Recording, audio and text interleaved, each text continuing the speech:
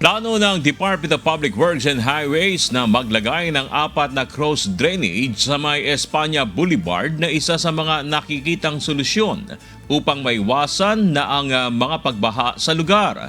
Sa press briefing kahapon sa Malacanang, ibinahagi ni Secretary Dizon ang detalye ng proyekto na planong simulan ngayong darating na Setyembre. Ang kay Secretary Dizon, masyado ng luma ang drainages sa Espanya. Kaya dapat na itong maiayos upang maibsan ang baha sa lugar.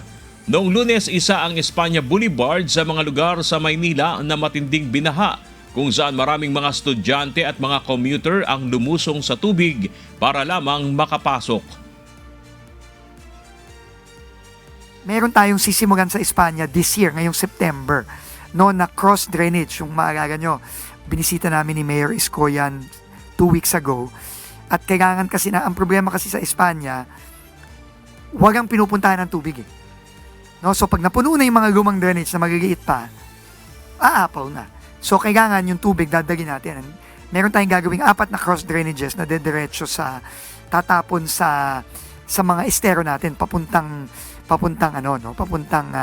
Pasig River. Hot dog!